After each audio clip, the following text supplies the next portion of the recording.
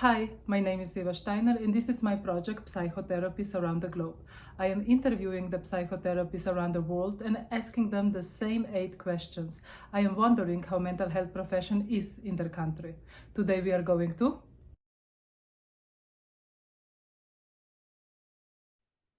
So, hi, thank you for doing this interview with me. Before we start, can you tell us a little bit about yourself? Of course. Thank you for asking me to do this interview with you. I'm really happy to be here. I am Dora Tótfalusi from Budapest, Hungary, and I'm a counseling psychologist and a couples and family therapist. Interesting. Okay, so let's start. Tell me a little Sure. bit about your culture. What is some holiday or tradition that your country celebrates? And if your culture would be an emotion, what emotion would it be? Well, it's now end of March, so there is a holiday coming up, which is Easter. I would Mhm, say the majority is Catholic here in Hungary. So we have the typical Catholic holidays. And mhm, other than that, of course, we have our days of celebration, like Revolution Day, which is 50th of March, for mhm. example. And we have some special national holidays, but I would say that's the biggest one, which was recently. And if your culture would be an emotion, what emotion would it be? Well, let me tell you something very interesting. I couldn't choose just one emotion. We have a saying in Hungarian that the Hungarians are doing something that they are laughing with crying at the same time. In Hungarian, we would say sírva vigadás. So that means something that we are having fun, we can be happy, but at the same time we are crying a bit. So this is what I would say is the typical emotion that describes my nation very well. And crying is not from happiness, it's like sad tears. Yeah, so happy and sad at the same time in a way, and that has a lot to do with our history. That we have had many difficult times, and Mhm. we still kept on going and celebrated.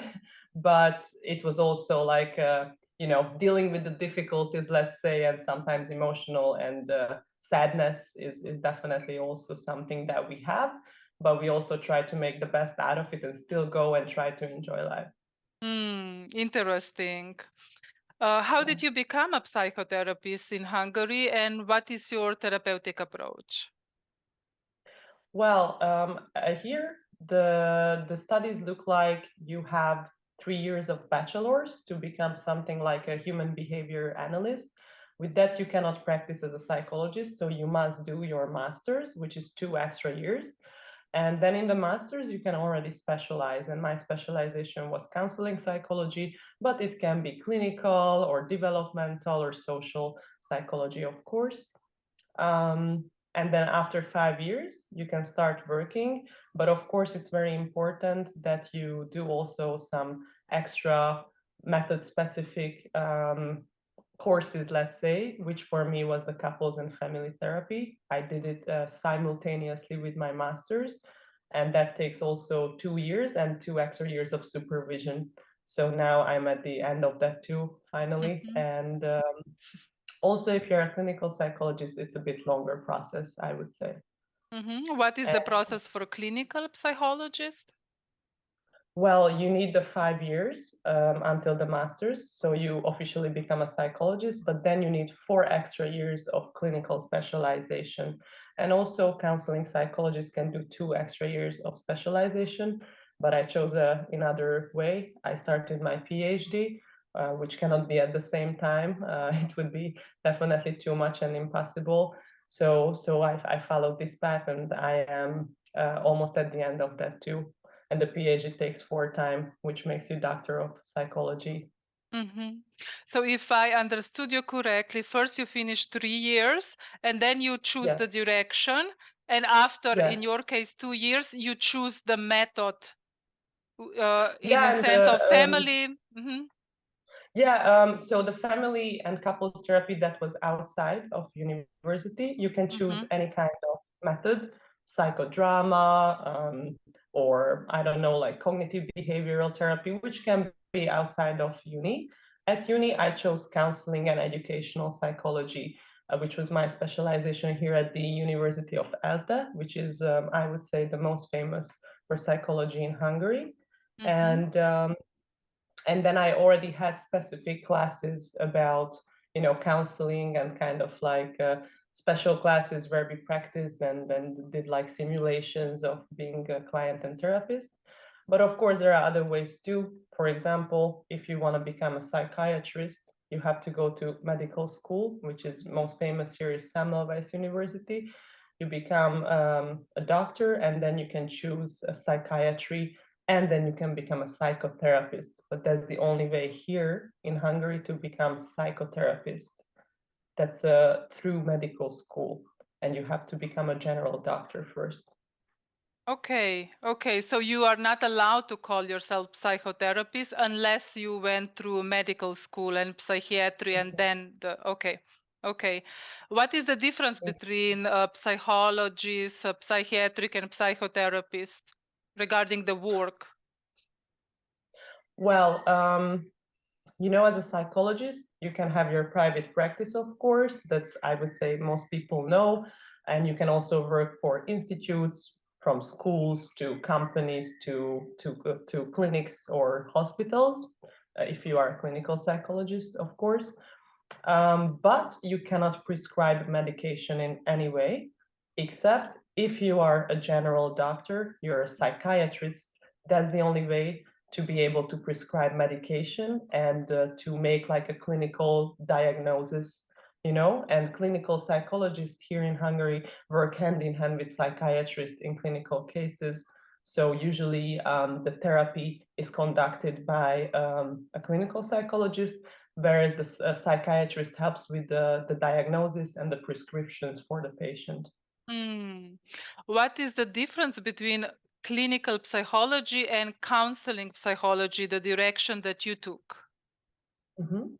Well, as a counseling psychologist, I work with clients who are completely having the typical life issues, from career difficulties, work-life balance, stress management, relationship issues, who just want to raise their self-awareness, who want to work on themselves, understanding patterns, behavior that they have, or just, build a better emotional intelligence and understanding of who they are, but they are not clinical level in anything. Mm-hmm. Whereas clinical psychologists can help with the diagnosis. So, for example, if somebody has major depression, borderline personality disorder, or narcissistic personality, or a level of anxiety that is very like frustrating and strong for someone, they would need clinical help. So in those cases, I would redirect the clients to a clinical psychologist colleague or psychiatrist if prescription is needed too. Mm. How society looks upon psychotherapy or any psychological help? Well, I have to say that I am very happy that in the recent years there has been a very big change. I feel like since COVID, especially, Mm-hmm. that was what triggered this more accepting attitude towards therapy in the Hungarian society. I would say that before, the majority of society was kind of thinking that therapy is only for crazy or very sick people who, belong in a psychiatric ward, and having all these misconceptions and let's say stereotypes in general about it.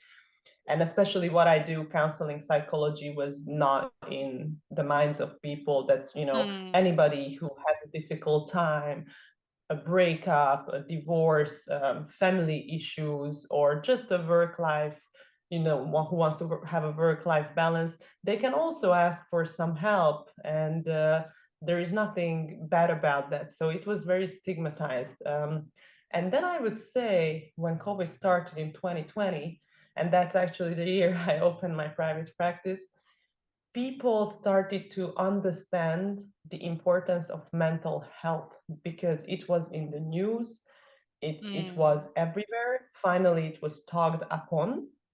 Yeah.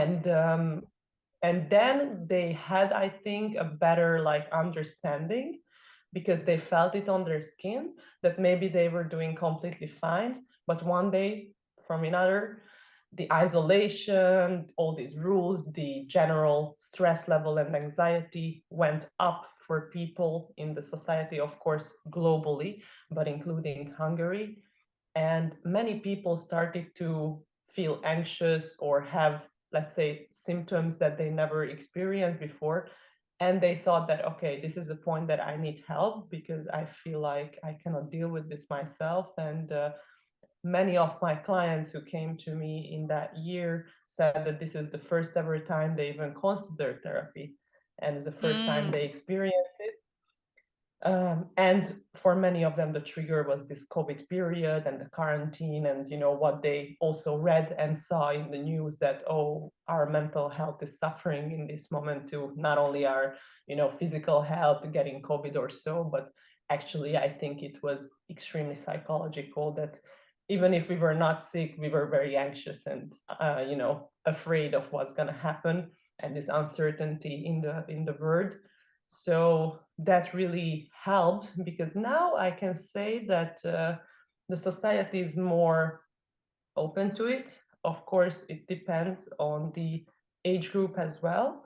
I would say that the younger people are very open to therapy, and sometimes they even ask their parents that they want to go. So they change how the older generation think about it, because in this newer generation, it's much more accepted. And I feel like there is a positive change in getting professional help in Hungary too. Beside age, do you see maybe also different in acceptance, comparing to villages, or do you feel it's all over the same acceptance? Yeah, well, I am based in Budapest, and I have always lived here. But I can say that here in Budapest, it was maybe always a bit more accepted, since in the city, I think it's more common for people to actually, get professional help. But I believe, talking with my colleagues in the countryside or smaller cities or villages in Hungary, that there is also a higher demand in those parts of Hungary. But I would say that definitely Budapest is still the highest demand for therapy and acceptance. Um, but I think there is a positive change, and more and more therapists are trying to also work in the countryside. And good news is the online therapy. Yeah. I also have clients who don't live in Budapest, but they can talk to me through online sessions. So it's also more accessible for people in the countryside, because until we had like online sessions, just like Zoom, what we have now, or I like to use Google Meet or Skype. Now, anybody even in a smaller village can call you if they have internet. So it's much more accessible and easy than it was before. So I'm really happy about that. Mm. And is it hard to get a client, or like is a waiting list process in Hungary? What do you feel? I would say that since COVID, the demand is so much higher that whenever I talk to my colleagues, they always tell me that, oh, I'm kind of full, or I'm almost full. Yeah. I would say that, yeah, in my case, it's true too. It didn't took long after opening my practice in 2020 to have a full capacity. And there is also currently a waiting list, to get sessions with me. But most of the colleagues I talk to also experience the same. Of course, it depends on your level of education as well. So I would say that for psychiatrists, or in some cases for clinical psychologists, or people who diagnose, it could be even a higher demand than for Yeah. counseling. So yeah, those colleagues are always so full. There could be months of waiting lists. And also, unfortunately, in the state hospitals, in the psychiatry department, I am aware that there is a very long, very, very long waiting list if you want to go. And we have the kind of social support. So it can be a free, accessible for people who couldn't afford private, sessions. But that's why there's such a high demand. They might need to like wait months or half a year or a year at some places to actually go in and get a diagnosis. So most people are trying to, get it earlier in a private session, through a private session, sorry. Yeah. Okay, the fourth question. What is your society teaching about child-parent relationship, and whether the values of society also affect how the therapists design the interventions that concern this relationship? Well, I think it really depends on like which family are we talking about Hmm? and which part of Hungary, because I think there are very, very different ideas of parenting and family life in the countryside or village, or as in Budapest, where I'm living at. Um, I would say that in general, Hungary supports, for example, for the mother to stay at home. So it's financially supported for the mom to take even up to 2 years off work to be with the child, which I find very, very good, because as we know in developmental psychology, the first 1 and 2 years of a child's development is extremely important, and it's really great if they can have a mother figure in this time and that the mother can fully focus on the child. Of course, it doesn't mean that you cannot go back to work part-time or so, but it's really nice that it's supported to actually stay at home and be with the kid. So that's, I think, a positive influence. So here, our current government, I would say, is more conservative or old school in some ways, but that also means they are very supportive of family life and kind of the traditional roles of men and women in a way, which can be very beneficial when you're a child and your parent is available and not both parents at work, from the first few months already. um, well, and then it really is up to the family how they treat, how they parent that kid. I am not sure I could say an average or general answer to that, Yeah. because based on my couples and family therapist practice, I find it very, very different. But I think that the psychoeducation level is getting better here in Hungary too.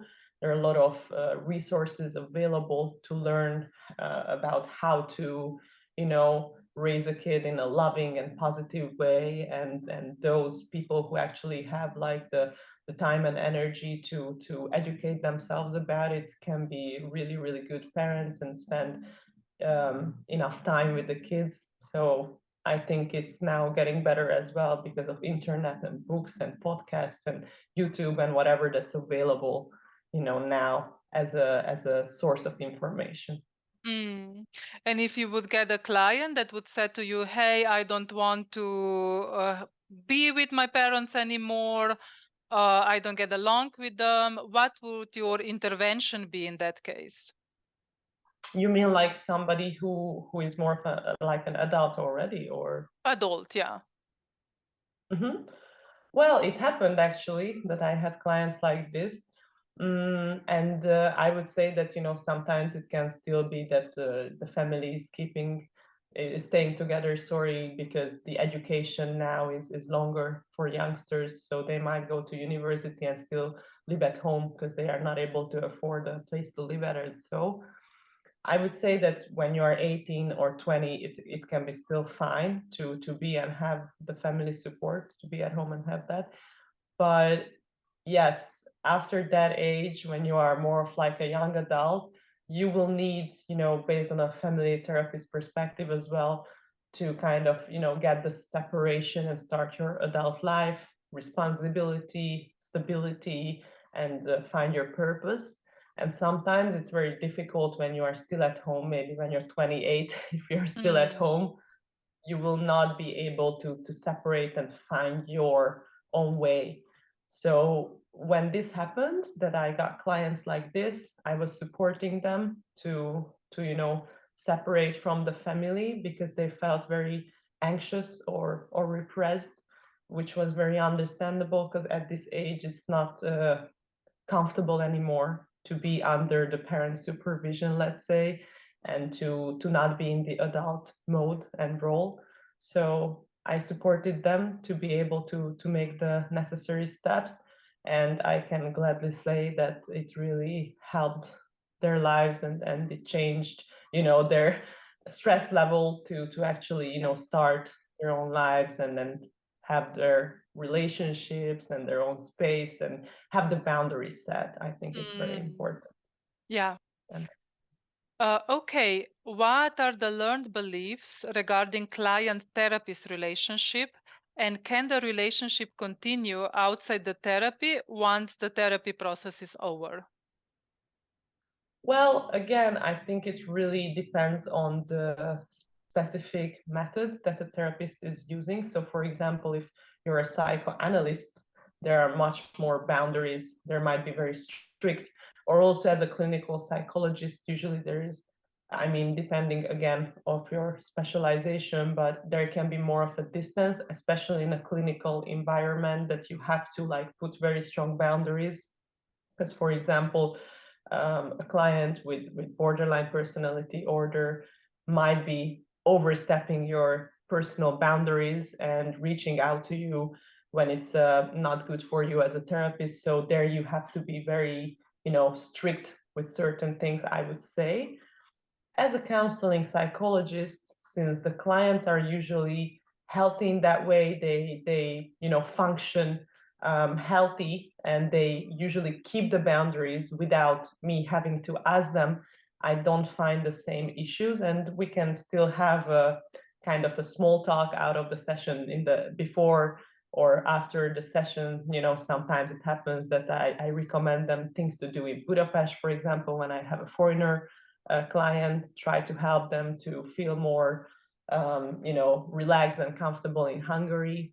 Or if they ask me for anything that they are not aware of, or they don't find, for example, an English-speaking service, I try to help them in that way too, if I can. And the same with my Hungarian clients. Sometimes I like to recommend things that are really good for them out of the sessions, for example, yoga, meditation, some kind of sports, martial arts, depending on what they need for their stress management. And in those cases, I'm happy to recommend them places, for example, which can be maybe in some I don't know, for some therapists already out of the boundary. But as a counseling psychologist, I like to, help them practically as well, and they usually Yeah. really appreciate it. So I feel like there is a very strong human element, and I follow Rogers and the humanistic psychologists in that, like Irvin D. Yalom is my big favorite, who Yeah. is very much humanistic with the client. So he's definitely my role model, professional role model, and I follow his way of thinking in my practice. Yeah. And after the therapy process is over, would you form a friendship with a client or even romantic relationship? Are there any laws regarding that? Well, I wouldn't say that's ethical. That's not really regarded ethical here. Um, Usually, if the therapy sessions end, we say goodbye to each other. But I always tell my former clients that they can always reach out to me, and we can have a session again. But we wouldn't usually have like a friendship, and romantic relationships are very unethical. So that I definitely wouldn't form in any way, because this is exactly the moment when you should stop the therapy if you feel like there is something else going on. It never happened with me that I had to, but of course some clients are friendlier or try to ask me about certain things that maybe are a little bit more personal, and depending on the questions I might answer, and if there is something that would really cross my boundaries, I would, you know, just communicate that with my clients, so they also understand and respect that. Is there any law, official law regarding psychotherapy in Hungary? Well, I wouldn't say there are very big laws at the moment, which can cause issues, like people maybe calling themselves in certain professional names, whereas they don't have a legal way of practicing. Um, so no, there is no official rule. But you know, if you are part of a Hungarian Psychologist Association, or for example, I'm part of the Hungarian Family and Couples Therapist Association, there are ethical rules. Since I'm a member of this association, they can, you know, check what I'm exactly doing or intervene if they find something unethical about my practice. So it also depends on that. If you are being part of these associations, I would say that as a client, it's really good if you check what your psychologist is actually doing and what kind of official documents they have. And being part of these associations is a good sign that this is an actual legal and educated therapist. Yeah. Sixth question: is supervision a must in your country? Again, if you are over the educational level, so you are not in university anymore or not doing the method specific course, like for me, the couples and family therapy, you don't have to go to supervision. It is up to you. I find it very important. In the family and couples therapist course, there is 2 years of supervision until you can have your final exam to practice without supervision too, if you want to. But in my opinion, as a psychologist, you always need your own therapy and some level of supervision to be able to practice and kind of always be up to date with your own self too, because some clients must trigger or might trigger, you know, your own you know, emotions or traumas, and it's really, really important that you can talk to another professional, you know, since officially you cannot share what's happening with your clients with anyone else. You cannot share it with your partner, your family, your best friend. So I find it extremely important that you also have professional support. Can be a nice like group therapy, supervision, or individual, depending on you. But when you are just in your private practice, there is no must. But if you're working at an institute, or let's say a therapist group, they usually have supervisions. So as a school psychologist, there will be a school psychologist supervision, or as a clinical psychologist, the clinical team will do supervision, and so on and so forth. So of course, it is very recommended and supported based on what you do exactly. And I find it necessary too. How about when you are in this process of becoming a counseling psychologist or clinical psychologist? What about work on yourself? It is a must or not? Well, during the years of bachelor's and master's, nobody is asking for any hours of therapy, which I am a bit surprised about, because I think self-awareness and your own self-development as a therapist is a must, but only when you are going through after the master's more specializations. For example, 4 years of clinical therapist specialization or counseling therapist specialization, they will ask for a certain amount of therapy that you did on your own. And also in the method specific courses, they ask for it. So my education in the family and couples therapist course was 1 year of group therapy about my family patterns, my relationships. which was within a small group of other professionals. And I think it was definitely one of the best experiences of my life. And personally, I did, and I'm still doing individual therapy since before I started university. And I still want to continue this, I think, until the end of my life, really, because as a professional, I think it's very important that you constantly work on yourself. But nobody is asking me to do it. It is up to me and I think my responsibility and my professional kind of mindset. And I think it's important, whatever type of psychologist you are, wherever you are, I think it's necessary in order to also keep you balanced and work on your things too that will constantly change over your life. What are the most common complaints that the client comes to therapy for? Well, I think for Hungarian clients, a level of anxiety and finding it difficult to maybe be fully confident and just make your own choices can be very typical.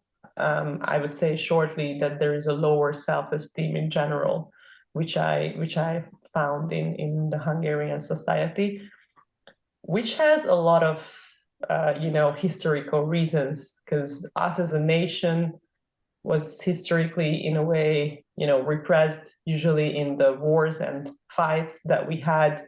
We didn't really win. We were usually the losers. And since the moment we are born and we go to school and we learn our history, there are a lot of negative stories that ended very badly for Hungary, just like the World Wars or before, when the Ottoman Empire came for 150 years. And then we were part of the Austro-Hungarian Empire, so we were always kind of like part of something that's bigger and better and stronger than us. And super interestingly, even up to today, that we are our own country. And so it is very much in the thinking of Hungarians that there is like a minority complex and to feel a bit less than other people. I would say this is the general cause that they would come, but the symptoms would be anxiety, lack of confidence, not super strict boundaries, but more like people pleasing or trying to fit in society. Many people can be lost. And unfortunately, the addiction level, especially alcoholism, is also very high in Hungary. So, that can cause other symptoms like depression or sometimes even worse clinical symptoms. And I find that these are the most common things. But as you know, I'm a counseling psychologist, so I am not treating patients who have that level of clinical issues or addictions. That's rather in the psychiatry department or clinical psychologist practice. But also the clients who come to me usually have a low self-esteem, a level of anxiety, and the difficulty to stand up for themselves. So collective trauma is really coming through. Yeah, so much I find that, especially because I'm also working with foreigners living here. So I can tell you that I feel the difference between other Western Europeans or Americans or other Eastern Europeans who have similar issues as Hungarians. It's so visible in my practice that, for example, Americans are rarely coming with a low self-esteem, but Hungarians would most generally come with that, which is very much coming from society, our culture and our history and the way the nation thinks, Yeah, it's also so valuable to see this difference, huh?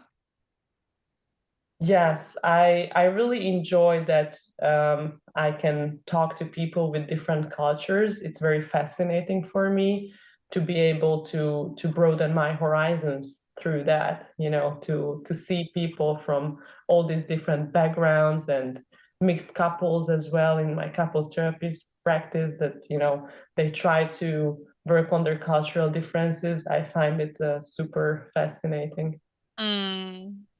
Okay, the last question. If you would share one tool, belief, or approach that is a must-have for you as a therapist, what would that be? Well, I already mentioned my big role model, Irvin D. Yalom, who inspired me greatly. His books are all vital for me, and I'm a follower of humanistic and existential psychology. That's actually my specialization in my PhD. And in my own research, I focus on existential psychological, stories like meaning of life and life goals and purpose. That's my specialization. And other than that, a method I recently used is schema therapy. This is schema therapy, maybe another way of saying it, that I find it so effective. And it was just this week that I checked in with a client who only had like 10, 15 sessions, and there is already a major difference in their schemas, because this is a very effective method I find in my practice, that I can help clients to see the patterns of behavior, emotion, and reaction that they will have in certain moments. And it's a very good tool to help clients also understand what's happening with them and to put it in words and symbolize that.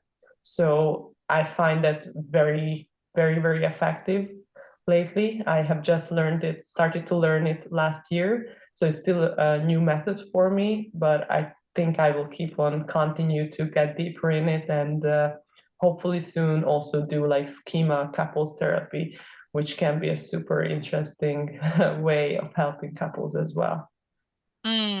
Okay, so thank you for doing this interview with me. For me, it was super, super informative, and I am glad that I did it with you.